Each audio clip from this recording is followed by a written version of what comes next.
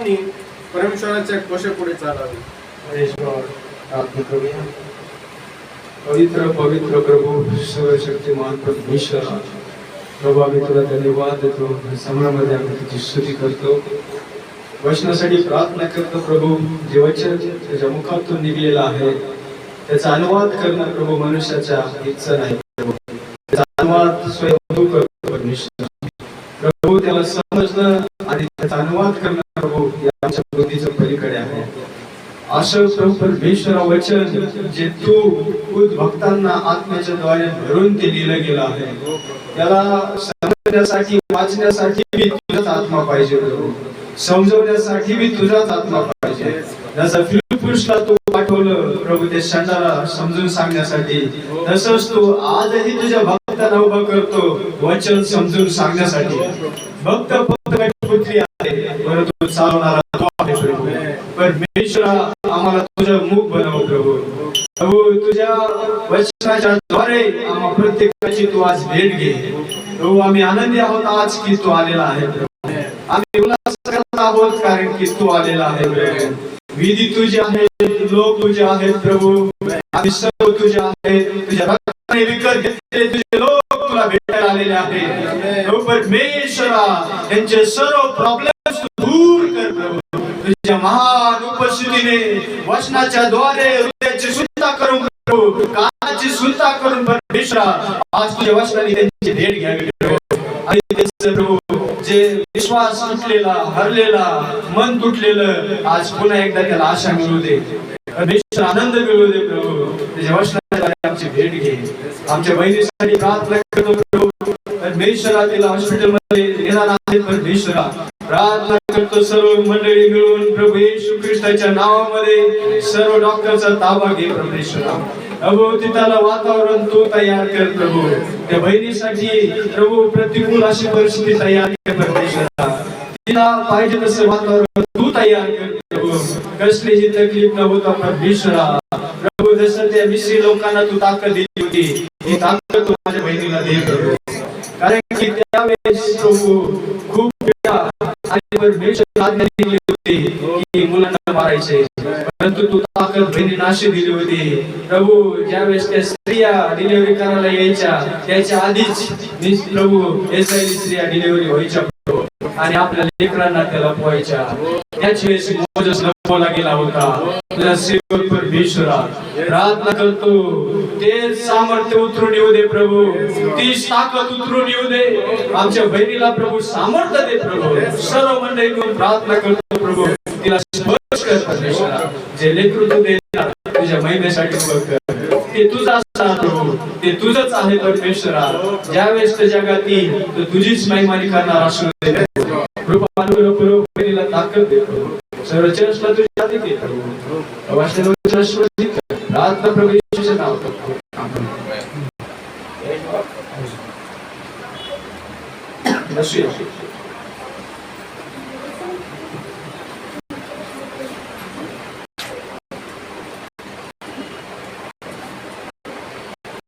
आजचा माझा विषय आहे देवाची भक्ती आराधना.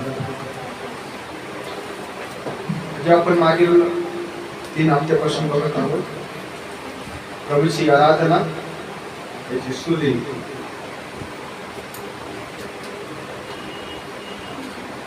मनुष्याचं जीवन हे प्रभू आपल्याला त्याच्या आराधनेने तयार करतो जेणेकरून आपण वचनासाठी तयार राहतो. आणि म्हणून स्तुती आराधना ही प्रथम आहे चर्चमध्ये. सकाळी घराने मेसेज टाकला तर मी तो वाचला. इथं टाकल्या त्याच्या खाली असं दिलं की आपण गरज म्हणून चर्चला येत नाही, परंतु आपण योद्धा म्हणून चर्चला येत आहोत. आणि आपण एका युद्धात आहोत. लोक गरजेसाठी चर्चला येतात. गरज म्हणजे माझ्या घरात शांती असली पाहिजे, मला आशीर्वाद मिळाला पाहिजे, मला धनसंपत्ती मिळाली पाहिजे. चर्च आज गरज अशी झालेली आहे, परंतु चर्च गरज नाही. गरज म्हणजे झालं सुटलं गेलं, गरज भागली ना आता चर्च. परंतु चर्च त्याच्यासाठी नाही आहे.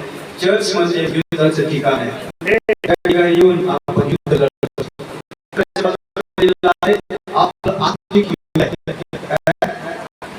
शारीरिक युद्ध. शारीरिक युद्ध यासाठी नाही लढा, परंतु आत्मिक युद्ध लढण्यासाठी तुम्हाला आत्म्याची ताकद लागते. कारण ते लढत असताना आपल्याला पूर्ण शस्त्र सामग्री घेऊन उतरावं लागतं. हालेलुया. नाही एवढं की असंच आलो बसलो आणि निघून गेलो नाही. आपण एका युद्धामध्ये आहोत. जसं की समजा उदाहरण आहे छोटस तुमच्या समोर मला ठेवायचं. जर आपण ड्रेस इस्त्री करते धुतो त्याला इस्त्री करतो, पण हा ड्रेस तुम्ही आता इस्त्री करू नका, तसं ठेवा आणि नंतर त्याला प्रेस करायला द्या. तर त्याला समजणार घरी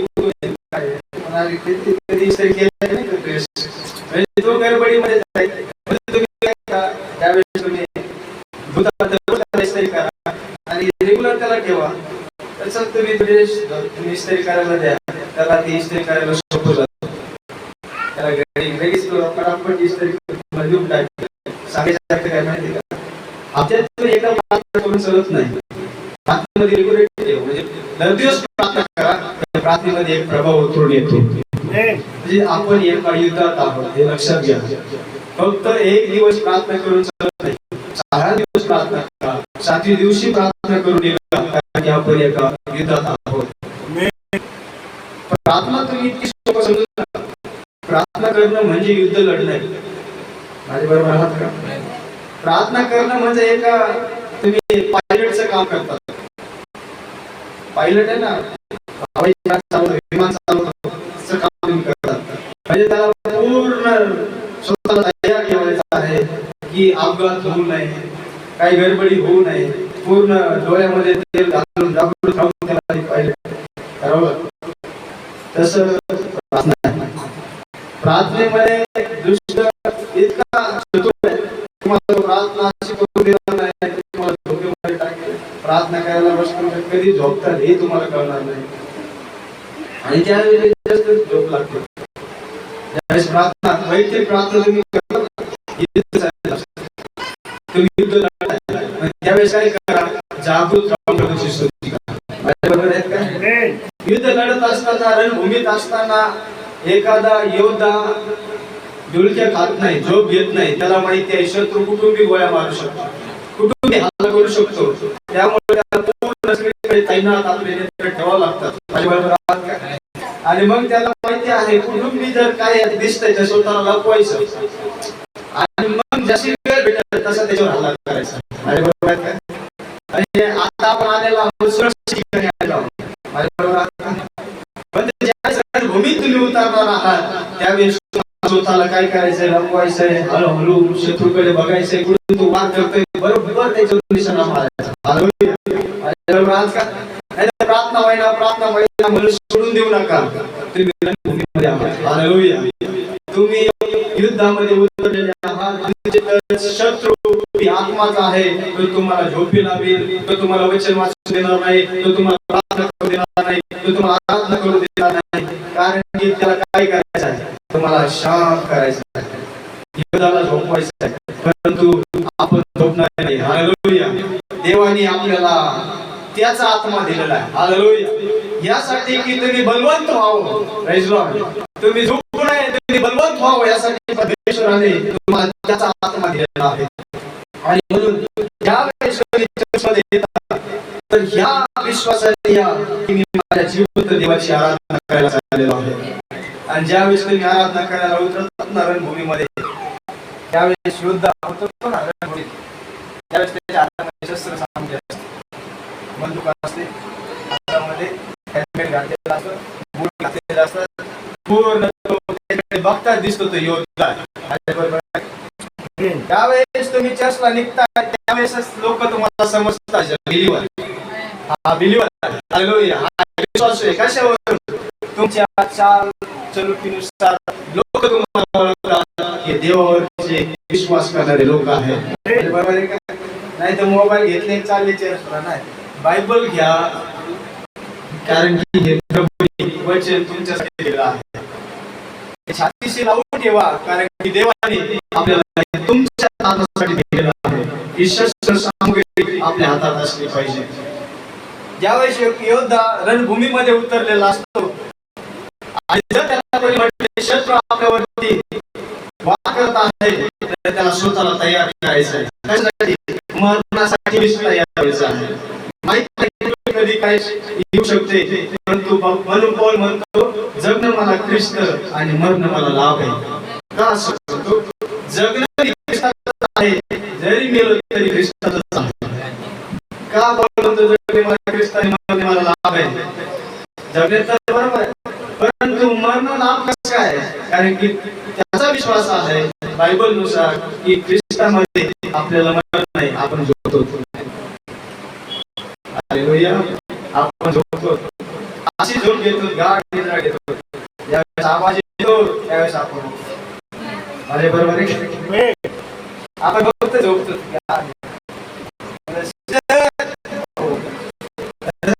आवाज येणार त्यावेळेस म्हणजे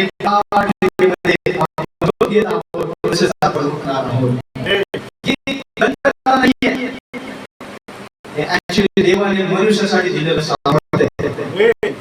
तुम्हाला बायबलमध्ये दाखवून बघा की परमेश्वराने केलेले जिवंत केलेले आहे. जास्त घ्या तर तुम्ही प्रभूवरतीच तुम्ही दाखवू शकता. प्रभू मेला आणि तिसऱ्या दिवशी उठला.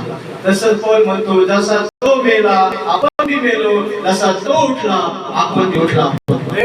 आणि म्हणून आराधना अशी करा. कशी? रोमकारासपत्र 12 अध्याय आणि 1-2 वचन वाचा. ज्यावेळेस प्रभूची भक्ती करता कशी करायची? रोमकारासपत्र 12 अध्याय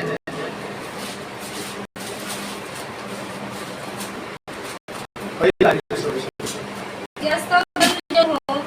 बंधुजन हो, मी देवाच्या करुणामुळे तुम्हाला विनंती की तुम्ही आपल्या शरीराचा जिवंत, पवित्र व देवाला प्रिय असा यज्ञ करावा. कसा करावा? जिवंत, ज्याच्यामध्ये जीव आहे आणि त्या जीवाने प्रभूला धन्यवाद द्या. म्हणून दाऊद म्हणतो हे माझ्या जीवाला परमेश्वराचा धन्यवाद कर. कब्र तुझी जय करू शकणार नाही. कब्रात गेल्यानंतर तुझी स्तुती आराधना होणार नाही. जोपर्यंत या ढाच्यामध्ये जीव आहे तोपर्यंत प्रभू मी तुझी स्तुती करेन. पण म्हणतोय हे शरीर जिवंत असं परमेश्वराला बलिदान करा. बघा हे शरीराविषयी काही मेसेज आहे. या शरीराला आप सजायची काही गरज नाही. माझ्या बरोबर आहेत का? या शरीराला वस्तू सजवायची काहीच गरज नाही. सजायचं तुम्हाला माहिती आहे का? ज्या मूर्ती आहेत, ज्या दगड आहेत, ज्या माती आहेत, त्यांना सजावं लागतं. समजलं? त्यांना आकार द्यावा लागतो ना. डोळे बनवा, डोळ बनवा, नाक बनवा, मग त्याला बरोबर कलर केलं जातं. मग ते बरोबर स्त्री दिसते, पुरुष दिसतो. म्हणजे जी सजावट आहे ती मेल्यासाठी आहे, आपल्यासाठी सजावट नाहीये. आपण खातो ना तेच रिॲक्ट करतं आपल्यावर. फ्रूट खा, तुमचा चेहरा फुललेला दिसेल. तुम्ही खाताय, तुम्ही फुलताय. सजावट आहे. आणि म्हणून तुम्हाला सजायची काहीच गरज नाहीये. देवाने ऑलरेडी तुम्हाला सजवलेलं आहे. बघा गुलाबाचं फुल असते आणि गुलाबाचं फुल ज्या वेळेस ते झाडामध्ये असते तोपर्यंत फक्त ते डुलत असते. पण ज्या वेळेस त्याला तोडून आणते बाजारामध्ये त्या विषयीची किंमत ठरते. जोवर तो वावरामध्ये आहे, हलतोय, डुलतोय, महिमा करतोय, ज्या वेळेस त्याला तोडतात आणि बाजारात आणतात ना त्यावेळेस आपलं जीवन आपल्याला तोडलं जातं, मरवलं जातं आणि चर्च मध्ये आणून आपल्याला बसवलं जातं. तेव्हा आपली किंमत आहे. जगातून परमेश्वर काढतो, चर्च मध्ये आणून आपल्याला किंमत आपली वाढवतो. म्हणून हे लक्षात ठेवा की जे आपलं जीवन आहे प्रभूला भावतो हो, बलिदान असं अर्पण करा. काय अर्पण करा? पवित्र व देवाला प्रिय असा यज्ञ करावा. ही तुमची आध्यात्मिक सेवा. हीच तुमची आध्यात्मिक सेवा आहे. हार, फूल आणि नारळ आणि तेल देऊन प्रभूची तुम्ही स्तुती काय करता? कारण की हे सर्व काही देवाने रचलेलं आहे.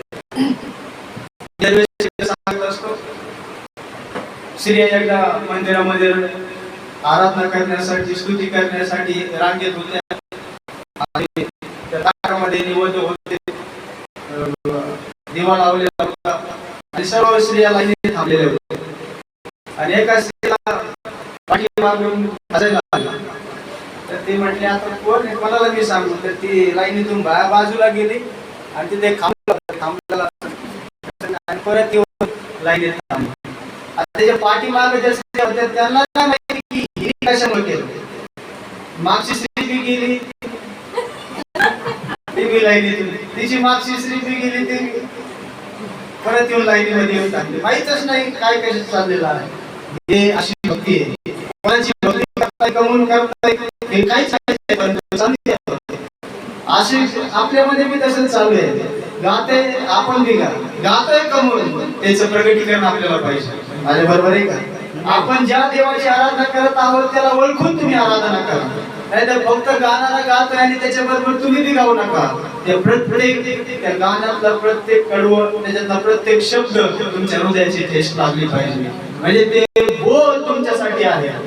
गाणं गायलं जातं ना, रखवाला येशू आहे रखवाला, मग ते उतरलं पाहिजे. सांभाळणारा माझा प्रभू आहे. तुम्ही रडणार, निश्चित रडणार. कारण की ज्या वेळेस ते बोल तुमच्या हृदयाला चिरतात त्यावेळेस तुम्ही रडायला सुरुवात करता. सांभाळणारा फक्त प्रभू आहे. फक्त गाणं चालू आहे, गातायत नाही, ती माझ्या जगातले लोक बी घेतात. डीजे चालू आहे, तिकडे इकडे नाचतात, तिकडे गाणे चालू इकडे नाचतात. ते नाचता घालून ना तुम्ही नाचता.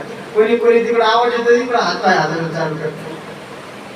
म्हणजे बघा रिॲक्ट कसा आहे तो गाण्यांचा, त्या वाद्यांचा. ब्रदर, आपण जिवंत देवाची आराधना करत आहोत. मग आपण का मेल्यासारखं बसवतो? पौल म्हणतो जीवन, आपलं शरीर जिवंत असं देवाला तुम्ही अर्पण करा. बरोबर आहे का नाही? इथंच मला वाटतं दुसऱ्या वचनामध्ये असेल, रोमकारास पत्रामध्ये 12 अध्याय 2 वचन वाचलं. या युगाबरोबर समरूप होऊ नका. या युगाबरोबर समरूप होऊ नका. तर आपल्या मनाच्या नवीकरणाने स्वतःचे रूपांतर होऊ द्या. यासाठी की देवाची जी उत्तम, ग्रहणीय व परिपूर्ण इच्छा ती काय आहे हे समजून घ्यावे. पहिलं वचन बरं वाचलं. यास्ता बंधुजन हो, मी देवाच्या करुणामुळे तुम्हास विनवितो की तुम्ही आपल्या शरीराचा जिवंत पवित्र व देवाला प्रिय अशा यज्ञ करावा. देवाला आवडणारा यज्ञ तुम्ही करावा. अरे बरोबर आहात. देवाला तुम्ही आलात ना तर तुमचा यज्ञ देवाला आवडला पाहिजे. मग देवाला यज्ञ कधी आवडतो माहितीये का? ज्यावेळेस तुमचं जीवन पवित्र असते ते यज्ञ देवाला आवडते. प्रथम आराधना जीवनात उतरून आली पाहिजे. माझ्या बरोबर येते. आता हे घर बांधलेलं आहे. आता या घरामध्ये जर आपण आलो नाही तर या घराला काय किंमत? माझ्या बरोबर घर बांधले आणि ठेवलेलं आहे, धूळ खात पडलेलं आहे, किंमत नाही. जेव्हा 2-4 लोक येऊन त्या ठिकाणी राहतात ना त्या घराला किंमत येते. माझ्या बरोबर तशी आराधनेला काय किंमत नाही. आराधना ज्याची करतोय तो उतरून येतो ना, किंमत वाढते. पण त्याच्या उतरून येण्यासाठी आपलं जीवन शुद्ध आपण केलं पाहिजे, पवित्र केलं पाहिजे. म्हणून बायबल मध्ये लिहिलेलं आहे सर्वजण पापी आहेत, सर्वांनी पाप केलेलं आहे. मग ही पापीची किंमत कोणी भरवली? हा पाप जे आपल्यावरती होते, जो दंड आपल्यावरती उतरून आलेला होता, याची खंडणी कोणी भरवली? की जेणेकरून पाप आपल्यापासून दूर व्हावं, जेणेकरून जे मरण आपल्यावरती येणार होते ते आपल्यावर येऊ नये, याची खंडणी कोणी भरवली? याचं व्याज कोणी भरलं? थोडा विचार करा की हे व्याज भरण्यासाठी कोणा मनुष्यामध्ये कुवत नव्हती. ना सूर्य, ना ग्रह, ना चंद्र, ना तारे, कोणामध्ये ती कुवत नव्हती की आपल्या पापाची खंडणी भरू शकते. हे सुंदर फुल दिसतात ना, यांच्यामध्ये भीती नाहीये, किंमत किती आपल्यासाठी अर्पण होऊ शकतात नाही. त्यांच्यामध्ये फक्त सुगंध आहे. सृष्टीमध्ये कोणीही नाही, ना जिवंत आणि ना मरणामध्ये कुणी असा नाही की जर तुमच्या मरणासाठी जर तुमच्यावरती येणार होते, जो कोणी खंडणी भरू शकत होता तो फक्त एकच होता, जो कुवारीद्वारे जन्म घेतला. त्याचा जन्मच अलौकिक आहे. हालेलुया. आपल्या सर्वांचा जन्म आई वडिलांच्या कृत्याने आहे, परंतु येशूचा जन्म स्वर्गीय जन्म आहे. ते बाळ जे जन्मलेलं होतं ते मामुली नव्हतं ब्रदर. जे गवारीमध्ये होतं ना ते बाळ बाळ नव्हतं, ते बाळ सृष्टीकर्ता होता असं लिहिलंय बायबलमध्ये. काय लिहिलं यशायाच्या पुस्तकामध्ये लिहिलं आहे ते 6 अध्याय 9 अध्याय 6 वचनामध्ये असतं. तुम्हासाठी बाळ जन्मेल. यशायाचं पुस्तक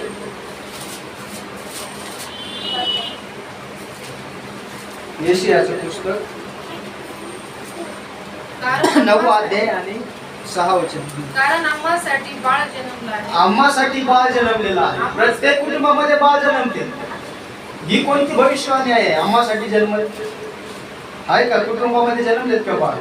सगळ्यांना बाळ झालेत की नाही? मला बी 2 लेकरं आहेत, तुम्हाला 2 लेकरं. सगळ्यांच्या कुटुंबामध्ये लेकरं जन्म घेतात. परंतु हे जे बालक जन्मणार होतं याच्याविषयीची भविष्यवाणी आहे. अरे बरोबर आहात का? जोरात बोला हालेलुया. जोरात हालेलुया. जोरात बोला ना. जे बाळ जन्मणार होते काय लिहिलेलं आहे? आम्हासाठी बाळ जन्मले आहे. आज मी काही चर्चनी त्या बाळाला गव्हाणीतच ठेवलेला आहे. आज मी त्या बाळाला मर्याच्या मांडीवरतीच ठेवलेला आहे. परंतु ऍक्च्युली ते बाळ नाही. पुढे वाचत आहे. आम्हासाठी पुत्र दिला आहे हा आणि राज्याधिकार त्याच्या खांद्यावर राहील हा आणि त्याचे नाव अद्भुत मंत्री, हा. पराक्रमी देव, हा. सनातन पिता, हा. शांतीचा अधिपती असे म्हटले जाईल. ही सगळी क्वालिटी छोट्याशा बाळामध्ये. छोटस बाळ जेणेकरून की एक बीज रूपाने मरियेच्या उदरामध्ये गेले, जे की स्वर्गीय बीज होते. आणि त्यांनी जसं त्याच्या आतमध्ये त्याचे हाड वाढू लागले, मांस वाढू लागले, केस येऊ लागले, जसं तो अंश अंश अंश अंश ते मरियेच्या उदरामध्ये वाढत होता, तो साधारण नव्हता. हालेलुया. माझ्या बरोबर आहात का? ते बाळ अलौकिक बाळ होते. हालेलुया. ते तुमच्या आणि माझ्या तारणासाठी जन्म घेणार होते. म्हणून त्या बाळामध्ये इतकं सामर्थ्य होते, इतक्या क्वालिटी होते. असं लिहिलेलं आहे तो पुत्र बी आहे, राज्याधिकार त्याच्या खांद्यावर असणार आहे, तो अद्भुत मंत्री असणार आहे, पराक्रमी देव आणि सनातन पिता आणि शांतीचा अधिपती असणार आहे. या क्वालिटी कोणत्या बाळामध्ये आहे?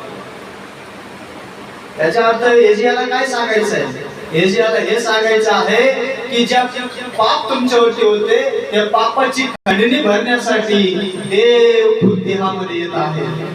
नाही समजलं? बाळ जन्मलं आणि त्याचं नाव काय? सनातन पिता. काय लिहिलं आहे का तिथं? सनातन पिता आहे का? मग सनातन म्हणजे काय? ज्याला सुरुवात नाही, ज्याला अंत नाही, त्याला म्हणतात सनातन. तुम्हाला आणि मला सुरुवात आहे. सर्व सृष्टीमध्ये जितके बी आहेत सर्वांना सुरुवात आहे, त्यांना अंत आहे. परंतु जो सनातन आहे त्याला अंत नाही आहे. म्हणून हे लोक ज्याला पुत्र म्हटले गेले त्याला फक्त एका पुत्रामध्ये शिमिट ठेवले गेले. परंतु ते पुत्र नव्हता. पुढे लिहिलाय तो सनातन पिता होता. माझा विषय आहे ज्याची आराधना तुम्ही करताय त्याला ओळखून त्याची आराधना करा. समजते का? तो बाळ नाहीये, तो सनातन पिता आहे. ज्यावेळेस त्याला तुम्ही अर्पण देत आहात तर असंच अर्पण द्या की तो भस्म करणारी आग आहे. त्याला तुम्ही नॉर्मली घेऊ नका. त्याला तुम्ही तुमच्या बुद्धीने एका छोट्याशा कॅरेक्टर मध्ये ठेवू नका. तो सृष्टीचा निर्माण करता आहे. त्याला ज्यावेळेस तुम्ही घेताय तर अख्ख्या सृष्टीला समोर ठेवा आणि सृष्टी अशी आहे.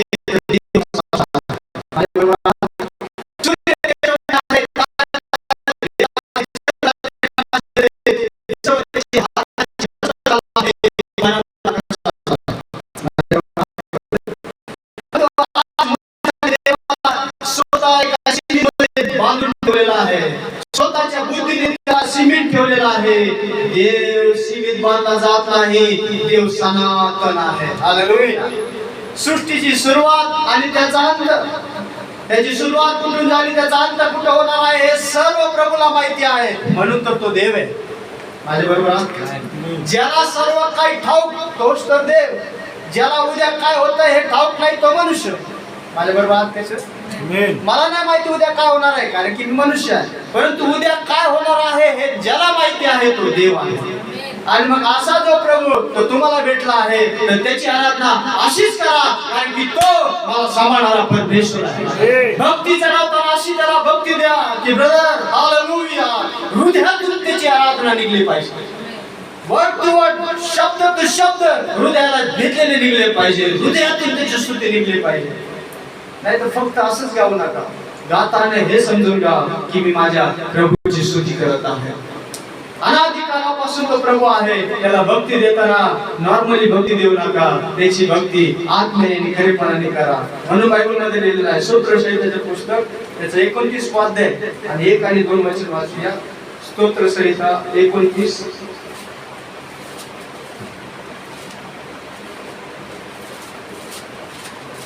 Psalm 29 verse 1.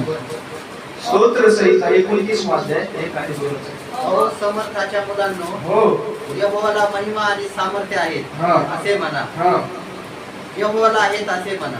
हा, यहोवाला त्याच्या नावाला योग्य ते गौरव द्या. हा. पवित्रतेच्या शोभेत यहोवाचे भजन करा. देवाला योग्य ते गौरव द्या. तुमचा खोटा गौरव देवाला नको आहे. माझ्या बरोबर आहात का? देवाला तुमची खोटी साक्षी बी नको आहे.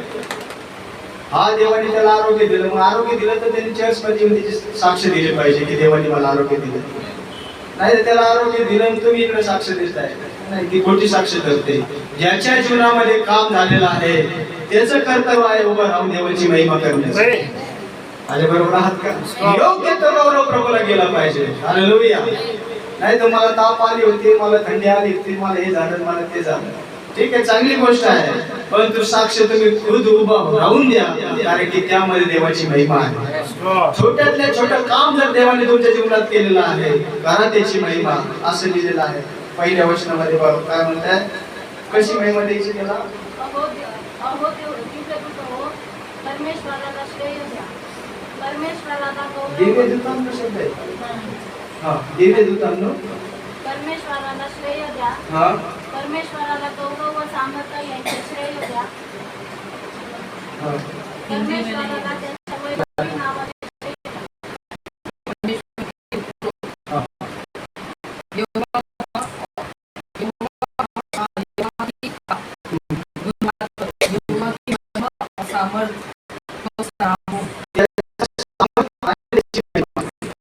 ही तुम्ही आठवून त्याला धन्यवाद द्या. समजते? त्याचं सामर्थ्य काय आहे, त्याच्यामधली ताकद म्हणजे ती काय आहे, आपल्या बुद्धीच्या पलीकडे आहे असं अद्भुत काम करणारा परमेश्वर आहे. सायन्सला शोध लागला नाही की जे फक्त शोधत चाललेले आहे. अंशतः काहीतरी त्यांना या सृष्टीचा शोध लागलेला आहे. इतकं मोठं हे सृष्टी की जी देवाने निर्माण केलेली आहे. सायन्स बी ठीक पडते त्यासमोर. विचार करा, देवाची हस्तकला किती महान आहे. असं लिहिलेलं आहे, देवाने आकाश आणि पृथ्वी अस्तित्वात आणली. उत्पत्ती 1:1 मध्ये लिहिलं आहे. प्रारंभी देवाने आकाश व पृथ्वी असं ते लिहिलेलं आहे. आकाश म्हणजे एक आकाश आहे, परंतु तसं नाहीये ते. असं आहे, प्रारंभी देवाने आकाशे निर्माण केले अनेक. माझ्या बरोबर आहात का? अनेक म्हणजे काय आहे, 3 आकाश आहे. किती? पहिलं आकाश जे दिसते तुम्हाला हे पक्षी उडतात हे. दुसरं आकाश ते आहे ज्या ठिकाणी सूर्य, ग्रह, चंद्र, तारे हे आहे. तिसरं आकाश ते आहे जिथं परमेश्वर विराजमान आहे. पहिल्या आणि दुसऱ्यापर्यंत मनुष्य जातोय, तिसऱ्यापर्यंत जाऊ शकत नाही. माझ्या बरोबर आहात? तिसऱ्यापर्यंत तोच जाईल जो बिलीवर आहे. माझ्या बरोबर आहात? ब्रदर, जे काही बी सायन्सने निर्माण केलेलं आहे ते चंद्रापर्यंत पोहोचतंय, ग्रहांपर्यंत पोहोचतंय, परंतु तुम्ही त्याच्या पास काय सामर्थ्य प्रभूने तुम्हाला दिलेलं आहे. म्हणून दिलेलं आहे तुम्ही पलटून जाता. कोण म्हणतो एक मनुष्य माहित नाही तो देहासहित या देहारहित माहित नाही, परंतु तिसऱ्या स्वरापर्यंत उचलला गेला. हो, कोण होता त्याला घेऊन गेला, कोण होतं ते आकाशाच्या पार त्याला घेऊन गेला आणि सर्व दर्शन त्याला दाखवलंय. कोण होतं ब्रदर ते? काय त्याच्यामध्ये होतं ते की त्याला ते इतक्या वरती घेऊन गेले, कुणीही त्याला बघू शकला नाही. माझ्या बरोबर आहात? ब्रदर, आज जर काही तुम्हाला करायचं आहे तर सर्व मनुष्य बघतात की काहीतरी चाललंय, यंत्र चाललंय वरती. आपण असे बदलले जाणार आहोत, आपल्याला कुणीच बघणार नाही. इथं कधी बदल होईल आणि आपण कधी स्वर्गात असतो कळणारच नाही, क्षणामध्ये असं होऊन जाईल. पौल देवाची ज्यावेळेस गती देतो ना, तर तो काय म्हणतो माहितीये का, पापणी लवताच तुम्ही बदलले जाता. पापणी लवायला किती वेळ लागतो? आपली बघा ना, बघा पापणी सेकंदाच्या आधी पापणी तसं तुमचा बदल होणार आहे. हालेलुया. सिस्टर तुम्ही नॉर्मल नाही, देवाने तुम्हाला असं बनवलेलं आहे, पापणी लावता तुम्ही बदलणार आहात. मग ज्या वेळेस तुम्ही प्रभूची आराधना करताय तर अशीच आराधना करा, माझा प्रभू मला घ्यायला येणार आहे. जगामध्ये जीवन व्यतीत करण्यापेक्षा मी म्हणतो, जसं काय आंबेडकर म्हणतो ना की 100 वर्ष शेळी होऊन जगण्यापेक्षा एक दिवस वाघ होऊन जगा. अरे बरोबर. जगामध्ये 100 वर्ष घालण्यापेक्षा ते जे आयुष्य मिळालेलं आहे ते आयुष्य प्रभूमध्ये घाला, कारण की त्यामध्ये फार आनंद आहे आणि ते जीवन वाघासारखं जीवन आहे. हालेलुया. माझ्या बरोबर.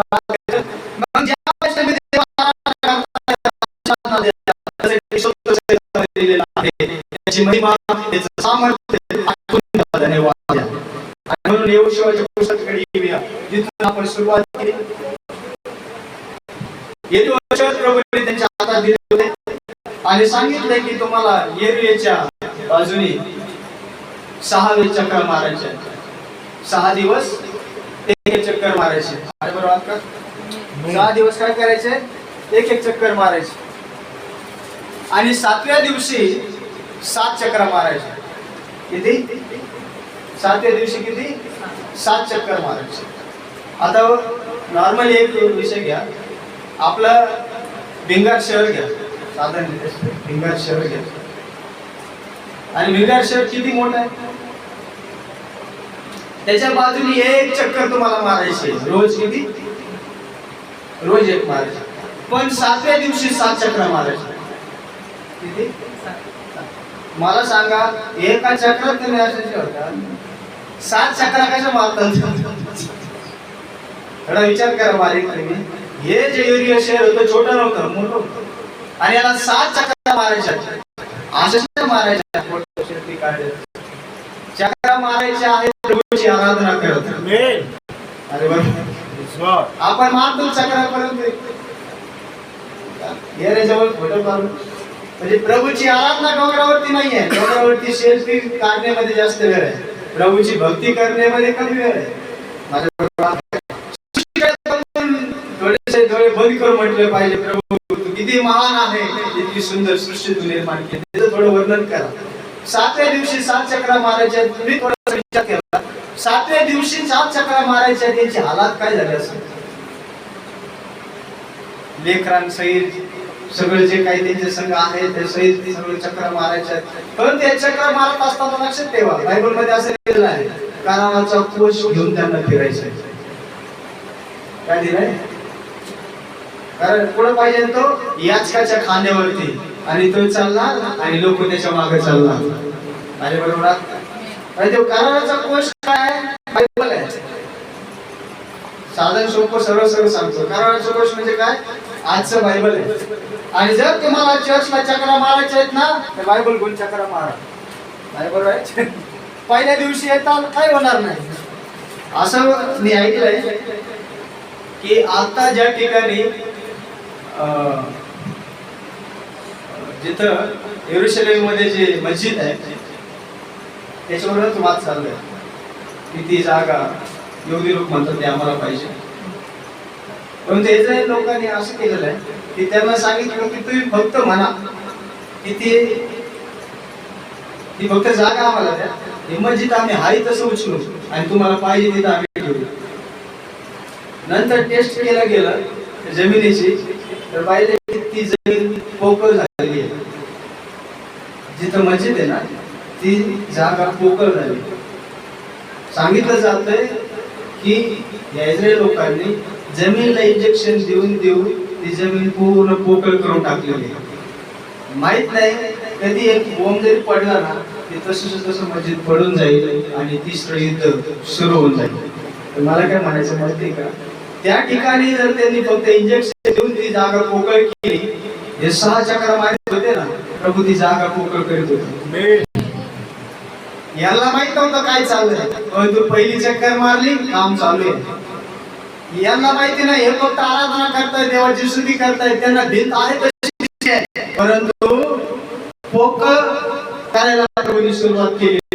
दुसरी चक्कर मारली, प्रभूचं काम चालू आहे, हे फक्त आराधना करतायत, फक्त भक्ती करतायत, वीणा वाजवून देवाची स्तुती करत ते फिरत आहेत. तर असंच होतं. तुम्हाला असं वाटतं ना, अरे प्रभू ही परिस्थिती आली, हे दुःख आलं, हे संकट आलं, प्रभू हे का माझ्यापासून निघून जात नाहीये. तुम्ही प्रार्थना केलेली आहे, परंतु तुमचा विश्वास नाहीये. पण तो प्रार्थना केली ना, तर त्याच वेळेस ती परिस्थिती पोकळ व्हायला सुरुवात होते. माझ्या बरोबर आहात का? ते तुम्ही परखलंय का नाही मला माहित नाही, मी जवळून अनुभव केलेला आहे. ज्या वेळेस प्रार्थना करायला सुरुवात करते ना, बंधन तुटायला सुरुवात होतं. ते तुम्हाला दिसत नाही, पण ते तुटत चालतात, तुटत चालतात, तुटत चालतात, तुटत चालतात. वेळ येते, एरवेच्या भिंत साथी ती पडून जाते आणि तुम्ही हा पुढे उभा राहून ते शत्रूच्या फाटकावर जय प्राप्त करतात. मला काय सांगायचं आहे की ज्या वेळेस ही आराधना करत आहे, 7व्या दिवशी 7 चक्कर मारले जात आहेत, हे पूर्ण आता फक्त चक्राच मारायचं नाहीये. चक्रा मारल्यानंतर युद्ध करायचंय. माझ्या बरोबर आहे. आपण चक्रा मारतो, पण युद्धाच्या वेळेस आपल्याला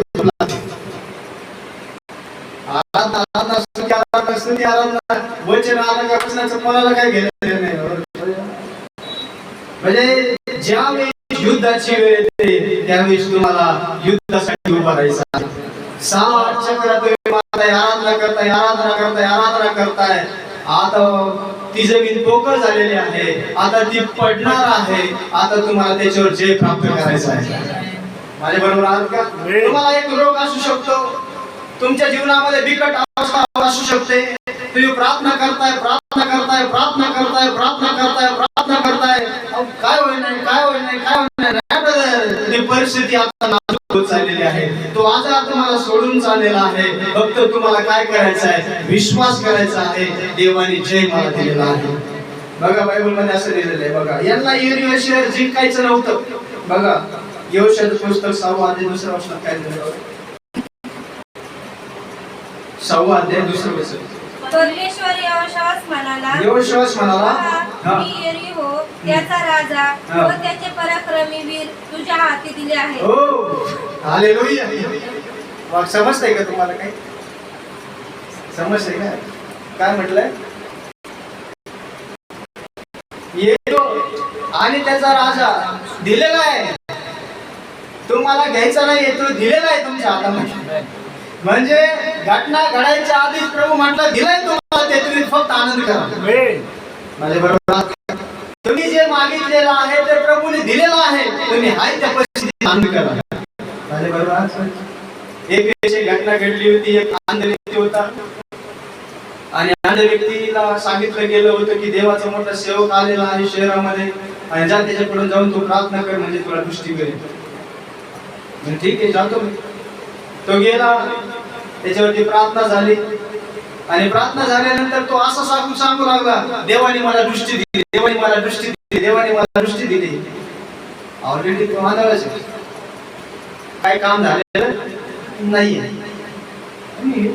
आंधळाचे हातात काठी घेऊन फिरतोय, म्हणते देवाने मला दृष्टी दिली. म्हणजे त्यांनी हा विश्वास केला, देवाच्या सेवकांनी प्रार्थना केली, आता परिस्थिती बदलायला सुरुवात झालेली आहे.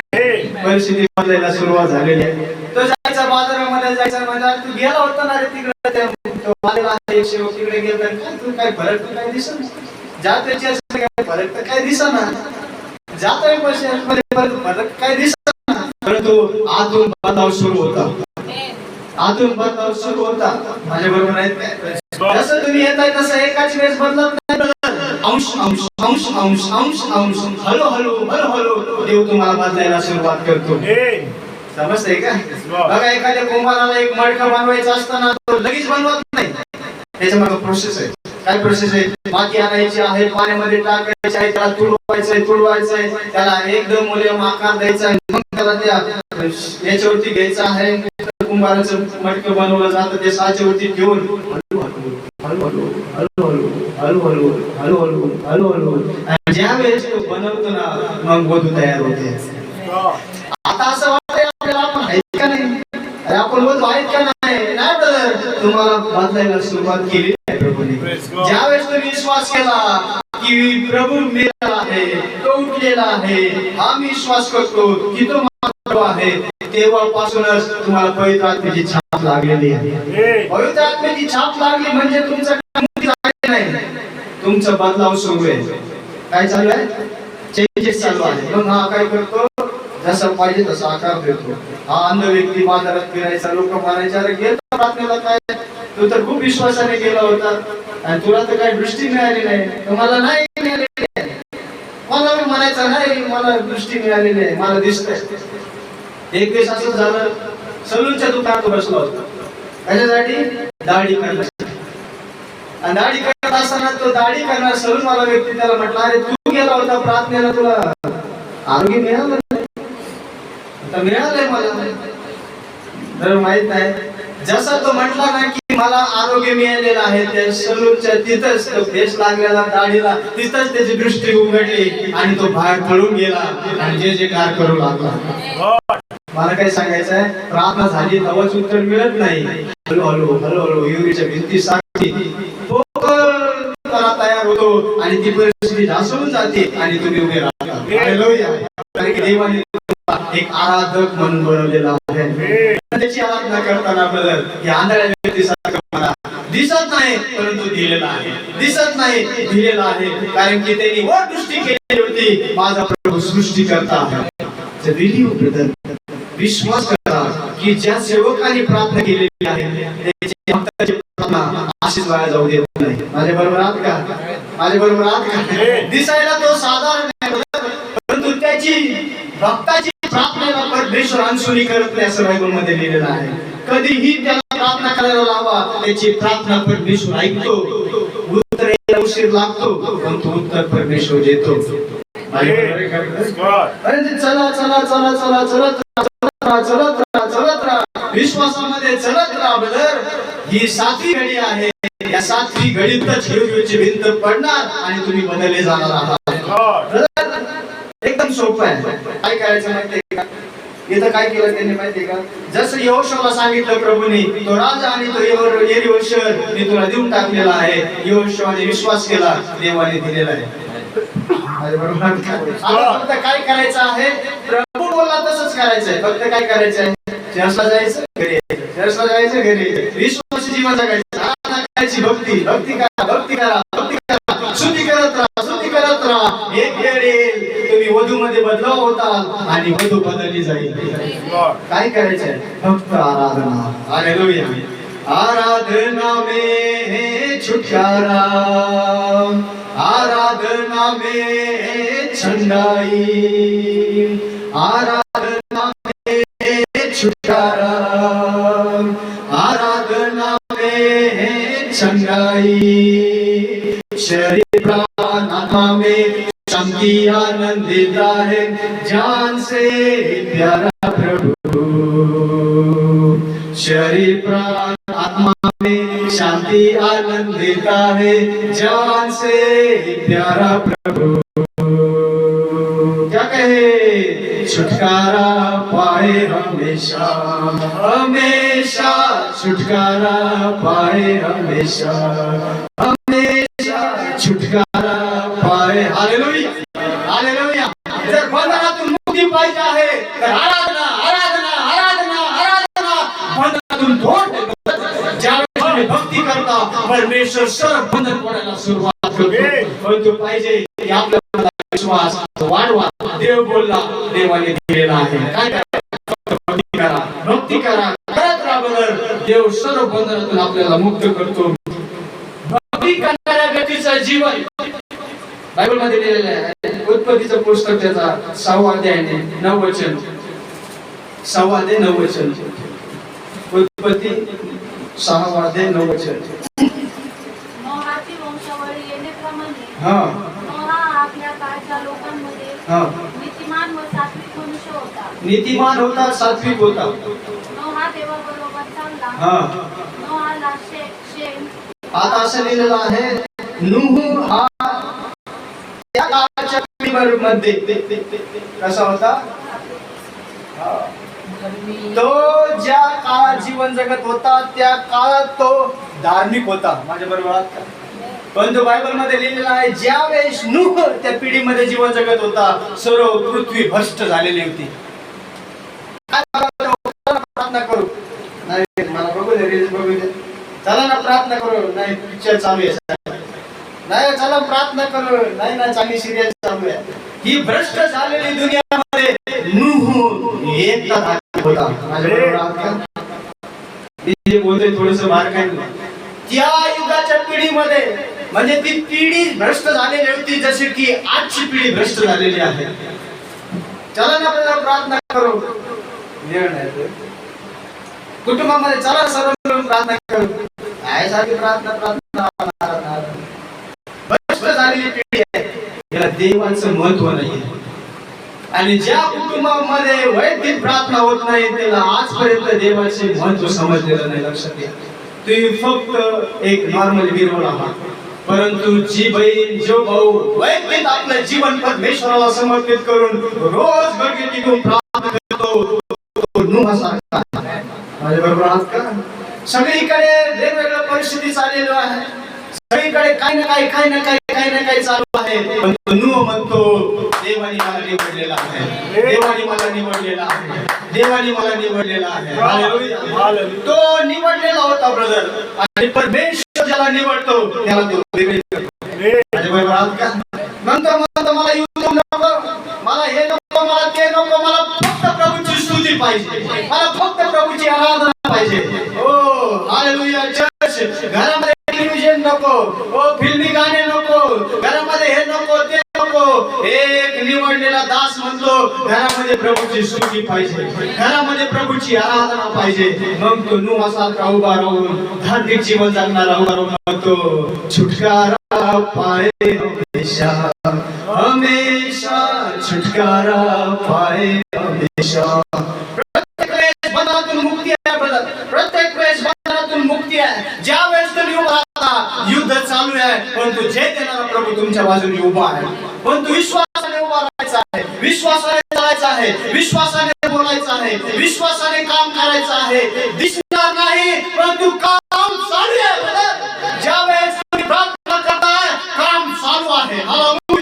या विश्वासाने करा, या विश्वासाने प्रार्थना करा की देव माझी प्रार्थना ऐकणार आहे. मला माहित नाही ज्या विषय माझ्याकडे येतो मी प्रार्थना करत राहतो, मी प्रार्थना करत राहतो, बसतो घंटा बसतो, करत राहतो, उत्तर समोरून मिळते. देवाने काम सुरू केलेलं आहे. माझ्या बरोबर म्हणजे प्रार्थनामध्ये बंधनातून मुक्ती आहे.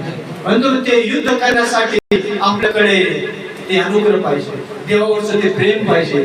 किती का होऊ द्या हे तुमचं माइंड तुम्ही पूर्णपणे सेट करा की मला या वेळेस प्रार्थना करायचीच आहे ब्रदर. बसा त्यावेळेस प्रार्थनामध्ये करा प्रभूची आराधना. बंधन तुटायला सुरुवात होते. त्या पिढीमध्ये असं लिहिलेलं आहे. का पिढी शब्द वापरला गेला? कारण की ती पिढी भ्रष्ट झालेली होती आणि भ्रष्ट झालेल्या पिढीमध्ये नूह एकटा उभा होता. मला सांगायचं आहे भ्रष्ट झालेल्या या सिटीमध्ये देवाने तुम्हाला निवडलेला आहे. कसं वाटायचं आहे आता ज्यावेळेस देवाने त्याला निवडले तो का कसं निवडलेलं माहितीये का? नूह आदामाच्या वंशावळीमध्ये होता. वंशावळी वाचा, वंशावळीमध्ये आदामाचं नाव येता पुढे नूहाचं नाव येते. कारण की तो आदामाच्या वंशावळीमध्ये होता आणि आदामाच्या वंशावळीमध्ये जे आहेत ते सर्व निवडलेले आहेत. तुम्हाला माहिती आहे का एक जक्का येतो आणि जक्कायला त्याची बायको सांगते की तो मसीह आलेला आहे आणि तू ज्या हताशेमध्ये आहे, ज्या निराशेमध्ये आहे, एकटा भक्ताने त्याला बायकोने संदेश दिला. बायकोने नवऱ्याला संदेश दिला. एकदा भक्त त्याची भेट तर घेत. आज नवऱ्याला बायकोला सांगावं पण ती धन्य ती स्त्री धार्मिक होती. तिने जक्कायला मार्गदर्शन केले, नवऱ्याला मार्गदर्शन. माझ्या बरोबर असं मार्गदर्शन केले नाना काहीतरी हे करा ते करू ना ते करू ना हे करू ना. जक्कायची बायको म्हटली सर्व बदल मुक्त होशील. माझ्या बरोबर आहात का? आता प्लॅनिंग आपको पुढचे इन्शुरन्स बंगला गाडी एखादी फोर हे आजचे प्लॅनिंग आहे. जगायच्या बायकोच्या माइंड मध्ये ते प्लॅनिंगच नव्हते. एकच प्लॅनिंग होता, माझ्या नवऱ्याला येशू मिळाला पाहिजे. आज माझी तीच प्रार्थना आहे, प्रत्येकाला येशूची वैद्यकीय भेट झाली पाहिजे. निष्ठांत म्हणून नाही, वैद्यकीय भेट झाली पाहिजे. लिहिलं ब्रदर, सांगितलं जात आहे जग करायला साहित्य आपल्या बायकोचं तो पाहायला तो पाहायला म्हणून मला आज मला बघायचंय, मला येशूला बघायचं आहे. जसं तुम्ही चर्चला जाताय ना, येशूला मला बघायचं आहे, मला येशूला भेटायचं आहे. नाही का कधी निवांताच्या झोपायचं ना, जा बाथरूम जा नाही, माइंड मध्ये एकच ठेवायचंय, येशूला भेटायचं आहे. आज मला येशूला भेटायचं आहे. हालेलुया. पास्टरला नाही, बहिणी भावाला नाही, येशूला मला आज भेटायचं आहे. कारण की येशू माझा प्रभू आहे, त्याची आराधना मला करायची आहे. जग काही निघाला, पळत निघाला ब्रदर बघा, जर त्याला सांगितलं गेलेलं आहे की बाबा शहरामध्ये येशू आलेला आहे, तो चाललेला आहे, मग ते असं चालत आपण चालत असं म्हटलं आवरलं का हो? आवरलं का रे? आवरलं का रे? जर काय म्हणणार आवरलं नका, चाललो मी येशूला भेटायला, येशूला बघायला मी चाललेलो आहे. नाही तर आवडणार आहे, शेजारच्या माणसं आले आवडणार आहे नाही, वडून कोणाला आणायचं नाही, वडून आम्हाला परमेश्वर आहे, खेचून आणतो. जर पकडतो ना तर आपल्याला त्याच्या मागे जायची गरज नाही, खेचतो तो, कारण की त्याच्यामध्ये ती क्वालिटी आहे, त्याच्यामध्ये तो आत्मा आहे. जर काय चालला लोक म्हणतात काय झालं तुला? अरे माझ्या बायकोने मला सांगितलं मशी आलेला आहे. हालेलुया. इतकं त्याने स्वतःला नम्र केलं ब्रदर, तो म्हटलं आज मला येशूला बघायचं आहे. काय आराधना आहे त्याची. हालेलुया. ब्रदर असं भक्ती करा, अशी आराधना करा. येशूला बघायचंय मला, येशूला बघायचंय मला, येशूला बघायचंय मला. जोपर्यंत मी त्याला बघणार नाही, मी हलचल सोडणार नाही. ज्यावेळेस पुढे जातोय बघतोय तर बापरे हजारोची भीड आहे. अरे येशू कोण याच्यामध्ये? काय सर्व भीडची भीड लागलेली आहे, येशू मध्ये आहे. आणि कसं बघायचं आता? तू बायबल मध्ये लिहिलेला आहे, तो ठेंगणा होता, छोटासा होता, आणि तो कसा येशूला बघणार? अशक्य होते. आत्म्याने त्याला पकडले, म्हणलं येशू इकडून जाणार आहे, जा त्या झाडावरती जाऊन बस. हे त्याचे विचार होते ब्रदर. येशूने त्याला पकडले होते, आणि तो पळत आला, त्याला दिसत होतो, पहिला उंबराच्या झाडावर जाऊन बसला. कोणी सांगितलं त्याला येशू इथून जाणार आहे म्हणून? आत्मा कसं करतो बघा, त्याला कळाले की येशू इथून जाणार आहे, आणि मग तिथे जाऊन उंबराच्या झाडावरती जाऊन तो बसला. मला हे म्हणायचं आहे, धन्य आहे तो व्यक्ती. कोण धन्य आहे तो व्यक्ती ज्यांनी घरात तुम्ही बसलात आराधना. धन्य आहे तो व्यक्ती ज्यांनी उमराचं झाड लावलं आणि त्याच्यावरती येशू येऊन बसला होता. बघा, अनादी काळापासूनचा परमेश्वर उमराचं झाड बीज रूपाने होतं ना, हे वाढणार लोक काही समजणार नाही. हे झाड कशासाठी आहे? हे झाड फक्त जगायला, वर जाऊन येशूला बघण्यासाठी आहे. माझ्या बरोबर आज तसंच आहे. हातात मोबाईल आहे ना, फक्त येशूला बघण्यासाठी ठेवा. घरामधलं प्रत्येक वातावरण येशूला बघण्यासाठी ठेवा. माझ्या बरोबर आहात?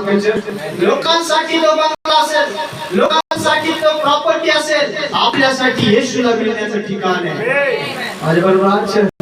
हो, प्रॉपर्टी वाला आहे, मोठा बंगला आहे ना, हे फक्त प्रभूला भेटण्याचं ठिकाण आहे. इथून आम्ही जाणार आहोत. झोपडी असू द्या, छोटं घर असू द्या, फक्त विचार एकच करायचा आहे, हे घर फक्त आम्हाला एकत्र येण्याचं ठिकाण आहे, आणि आमच्यामध्ये आमचा प्रभू विराजमान आहे. लक्षात ठेवा, चढला होता ते झाड फक्त प्रभूने त्याच्यासाठीच सृष्टी केली होती. जगा जाणार आणि मी इथून जाणार आणि मी त्या आरोळीत मारणार. हे पूर्व नियोजित काम होते. माझ्या बरोबर आजही म्हणतात एकच काय, कारण की ज्या वेळेस प्रभू तिथून जातो ना, काय माहिती वरती बसलेलं झाड कुठे असते मला सांग? हाईटवर असते की नाही? झाड कुठे असते? आता एवढ्या गर्दीमध्ये आपण चालू झाड का कशाला बघणार? हे पूर्व नियोजित होते. येशू चालला होता, माहिती आहे जग काय बसलेला आहे, त्याची माझी वाट बघत.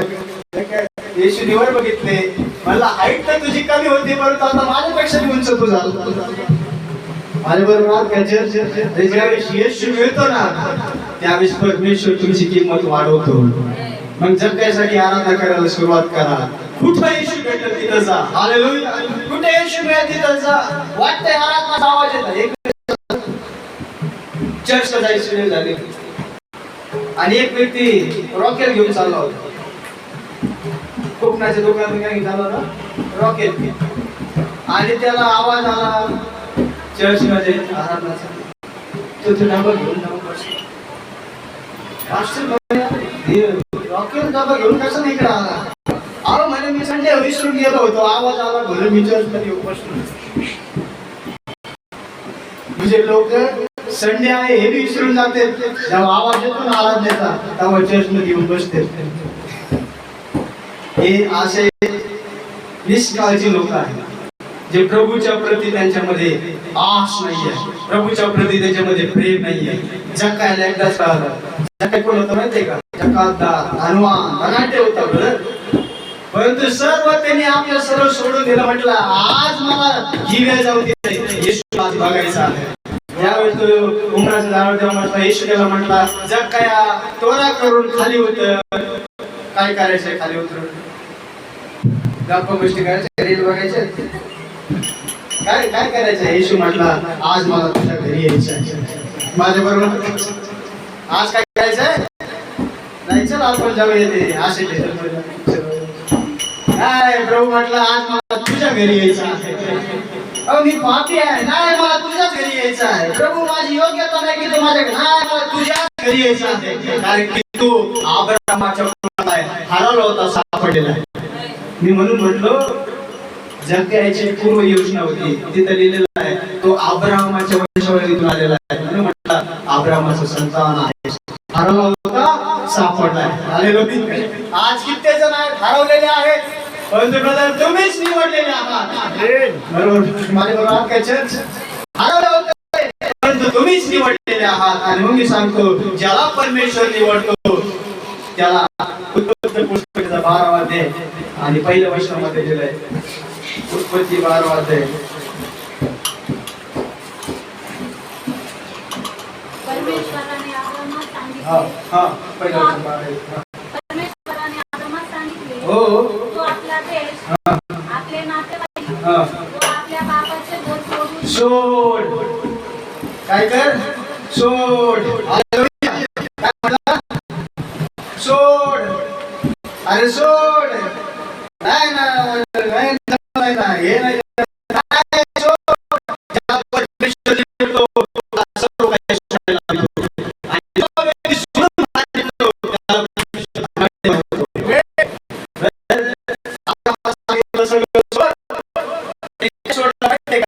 आपलं बाबाचं घराणं निघून गेला. कोण होता? अब्राहम निवडलेला होता. मला ज्याला निवडलं त्याला बोलवतो आणि ज्याला तो बोलवतो त्याला तो वेगळी करतो. म्हणून दिलेला आहे, या युगाच्या बरोबर समोर होऊ नका, परंतु स्वतःला अंश बदलत जा. रोमकारपत्र 12वा अध्याय दिलेला आहे. या युगाबरोबर समोर होऊ नका. दुसरा वचन 12:2. रोमकारपत्र या युगाबरोबर समृद्ध या युगाबरोबर म्हणजे काय? अशी फॅशन चालली कटिंगची, मग तशी कटिंग करायची. युगाबरोबर समृद्ध नाही व्हायचं म्हणजे काय? मला सांगा. जी फॅशन जगामध्ये चाललेली ती नाही करायची, जी फॅशन बायबल मध्ये आहे ती करायची. माझ्या बरोबर सारा आपल्या पतीला स्वामी म्हणायची. मग म्हणा ना तुम्ही ती स्वामी घ्या ना, ती फॅशन घ्या ना. माझ्या बरोबर ते आपल्या संपूर्ण जीवन आपल्या स्वामीसाठी समर्पित केली होती. घ्या ना ती फॅशन घ्या ना. ही जगाची फॅशन का घेतली तुम्ही? का beauty parlour, beauty parlour, beauty parlour, beauty beauty. काय ब्युटी आहे? ब्युटी तुम्ही आहात. ही तर मनुष्याने निर्माण केलेली ब्युटी आहे, देवाने निर्माण केलेली ब्युटी ही आहे. माझ्या बरोबर ते ब्युटी करते तुम्हाला बोलता येईल का? ते जर एखाद्या लाकडाला आकार देऊ लागले, एखाद्या दगडाला आकार देऊ लागले, चांगलं ब्युटी केलं, बोलत नाही. किती काही सुंदर बोलू द्या, हुबेहूब माझ्यासारखं बोलू द्या. बोलू शकते का? आराधना करू शकते का? चालू शकते का? नाही नाही. मग देवाने जे बनवलंय बघा माझ्याकडे किती सुंदर आहे, चालतंय, बोलतंय. युक्ती हालेलुया. याच्यासारखं बनवणारा कोणीच नाही. हालेलुया. ज्या वेळेस बनवतो त्याच्यामध्ये आपलं जीवन टाकतो. अरे या युगाच्या समोर होऊ नका. एका भक्ताचं जीवन ज्याला तो भक्त बनवतो त्याला तो जगातून वेगळे करतो. बरोबर आहे का? माझा आजचा विषय आहे आराधना. जो व्यक्ती भक्ती करतो, जो आराधना करतो, तो युगाची समृद्ध होत नाही, तो युगामध्ये सामील होतो. हालेलुया. काय घेतो तो? पीठी घेतो, वाजवायला सुरुवात करतो. तो गिटार घेतो, तो वाजवायला सुरुवात करतो. तो म्हणतो मी एका युद्धामध्ये आहे. हालेलुया.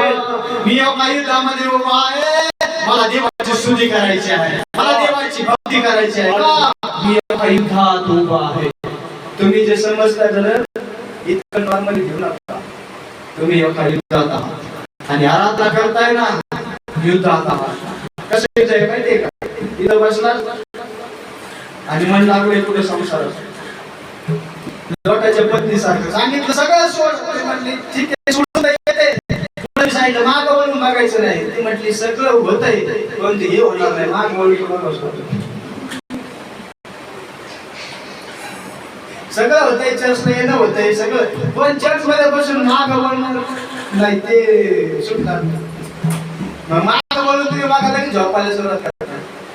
मिठाचं काम समजलं? माग वळणं म्हणजे काय? मिठाचं काम होणं. मिठाचं काम म्हणजे काय? निद्रा घेणं, झोपणं.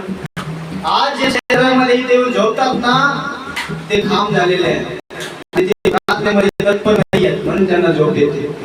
जे प्रार्थनेमध्ये लवलीन राहतात त्यांना कधीच झोप येत नाही. हालेलुया. जे आपलं जीवन समर्पित करतात, किती थकले असू द्या, मी माझे साक्षी देतो, किती काही असू द्या, समोर प्रचार करणार असू द्या, झुलकीच लागणार नाही मला. 2 दिवस जागृत राहू द्या, वचन प्रचार करणारा समोर असू द्या, अजिबात झोप नाही लागणार. तंदुरुस्ती आतून आहे. आत्मा कनेक्टेड आहे आपल्याशी.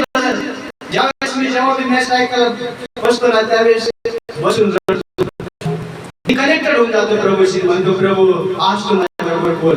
आणि ज्यावेळेस कनेक्ट होऊन जातो ना सर्व थकावा निघून जातो आणि सर्व मेसेज डोळे खोलून कान खोलून मी ऐकत राहतो. प्रभू माझ्याशी काय बोलतोय, प्रभू माझ्याशी काय बोलतोय आणि बोलतोय त्याचं अनुकरण करायला सुरुवात करतो. तसं करा. हालेलुया. इथं बसल्यानंतर त्या लोटाच्या पत्नीसारखा मागचे विचार करू नका काय होईल, कधी काय होईल. नो ब्रदर, तुम्हाला देवाने निवडलेला आहे. अब्राहमाला निवडलं तर अब्राहमाला प्रभूने त्याची काळजी घेतली. तुम्हाला निवडलंय, तुम्हाला बोलवलंय, तुमची काळजी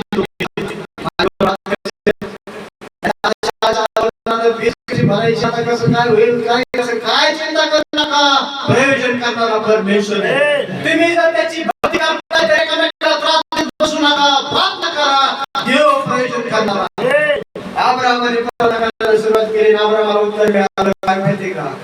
ज्या आपल्याला माझ्यासाठी अर्पण करतो, एका भक्ताला अर्पण करावं लागतं. पण त्यांनी ते घेतलं, आपल्या पत्नीला सांगितलं नाही आणि पाठीला उठला. माझ्याबरोबर पाठेच उठला. किती जण आहेत पाठे भक्ती करतात? अब्राहम पाठेच उठला.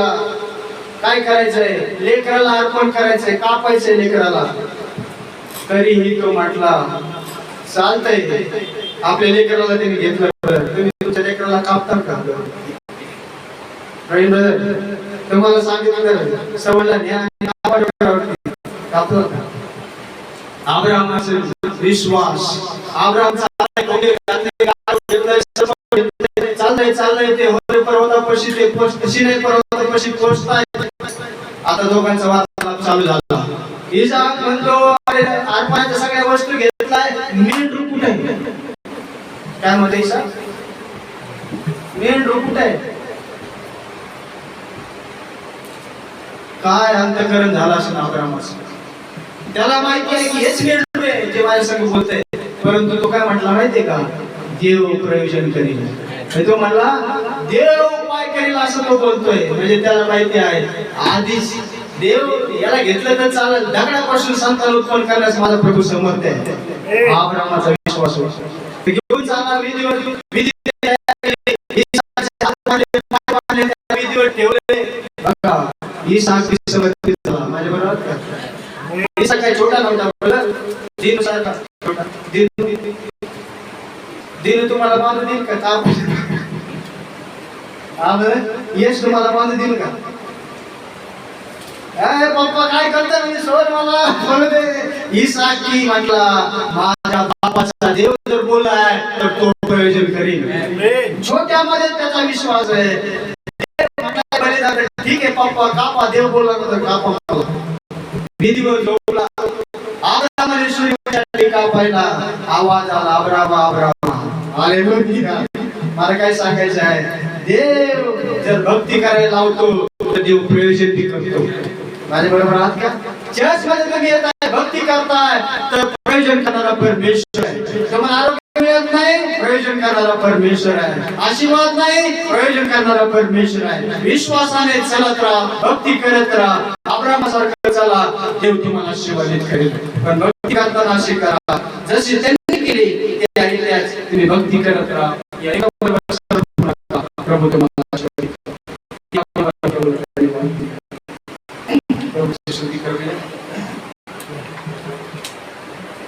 Hallelujah hallelujah. दीपक ठीक आहे का? एक गीत गाऊन प्रभूची स्तुती करूया. त्याच्या नावाला धन्यवाद.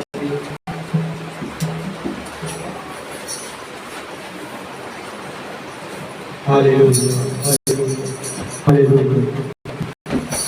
हम आसमां में उड़ने वाले तैयार रहना. और सुनिए, ये देह त्या डोक्याशी जोडणार आहे आणि मग हे चर्च पूर्ण होणार. हालेलुया. हम आसमां में उड़ने वाले हैं, तैयार रहना. तेरी है सर से जुड़ने वाली है, तैयार रहना. हम आसमां में उड़ने वाले हैं, तैयार रहना. तेरी है सर से जुड़ने वाली है, तैयार रहना. आसमां में उड़ने वाले गाइए, तैयार रहना. आकाशाच्या पार जिथं पक्षी जाऊ शकत नाही, हे छोटाले पक्षी ज्यावेळेस उडतात ना आणि त्या आयामध्ये जातील ना, तिथं त्यांच्या टिकावं लागत नाही. म्हणून तिथं उडणार तो त्या परिस्थितीमध्ये आपले पंख फेरतो आणि उडत राहतो. छोट्याले पक्षी तिथं जात नाही.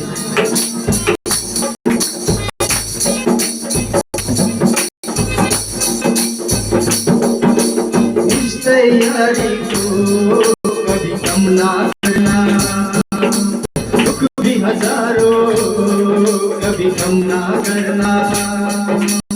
इस तैयारी को कभी कम ना करना, दुख भी हजारों कभी कम ना करना.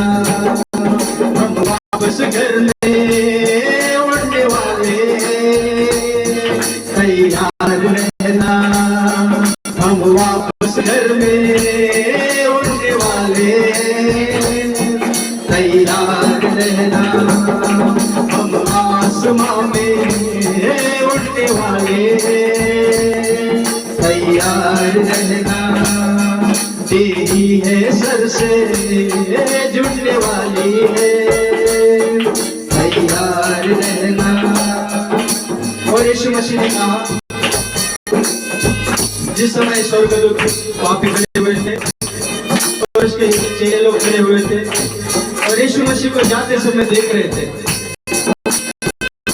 और स्वर्गदूत ने कहा, जिस यीशु को तुम ऊपर जाते देख रहे थे वैसे ही वो वापस आने वाला है.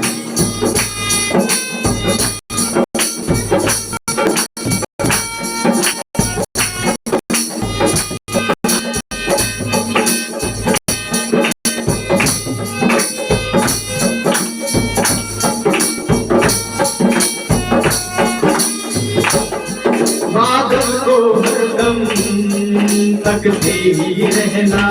देखो सुनिए, ये बादल है ना, इसको ही तकते रहना है, क्योंकि इधर ही कुछ तो घटना घटने वाली है। जब वो आएगा हम बदल के चले जाएंगे।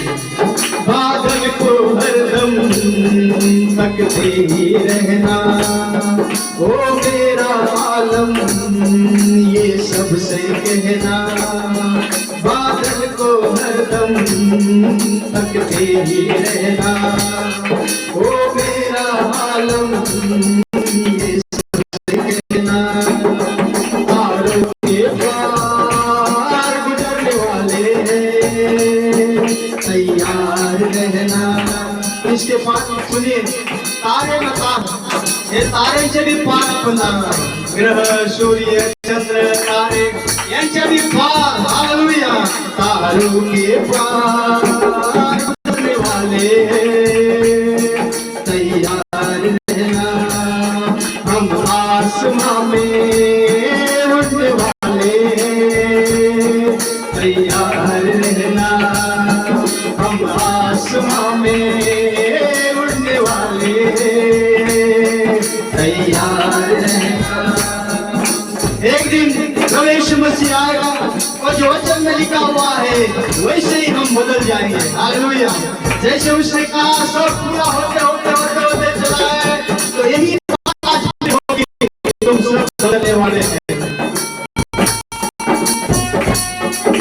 धन्यवाद प्रभु का, धन्यवाद दीजिए। मेरा द्वारा धन्यवाद किया। Glory, hallelujah.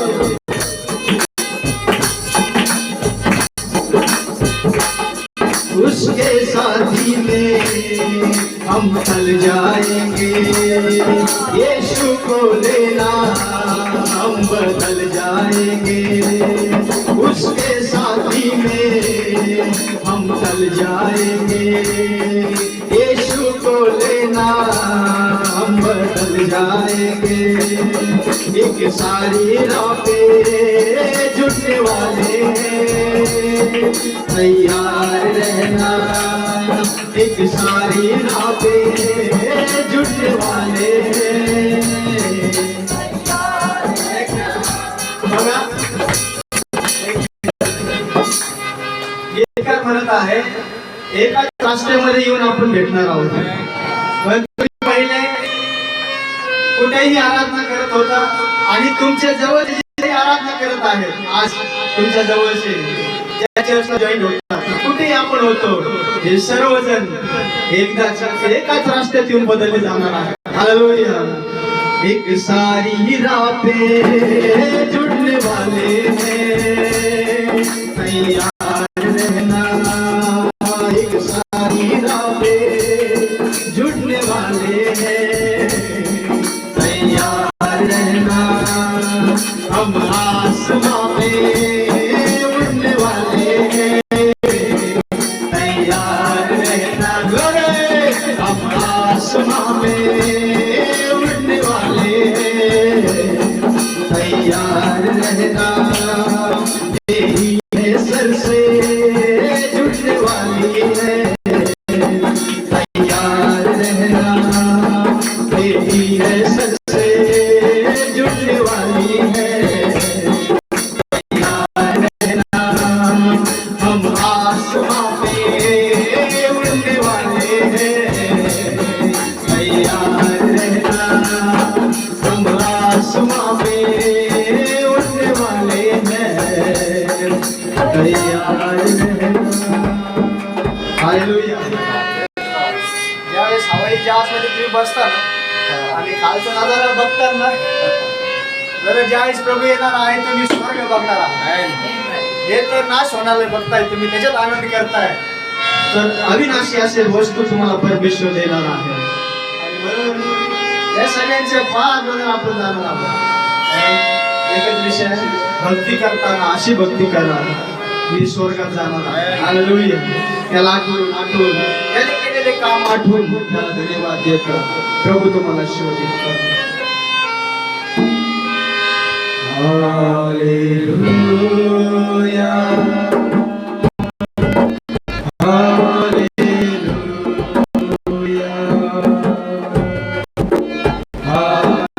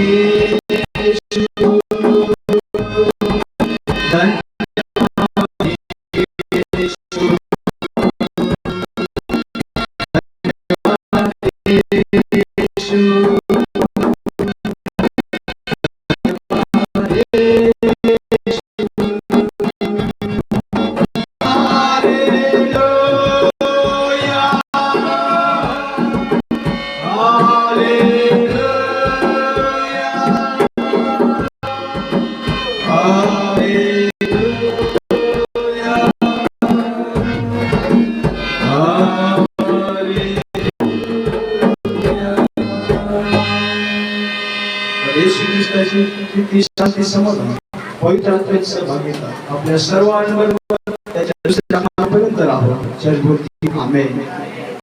आमेन. आमेन.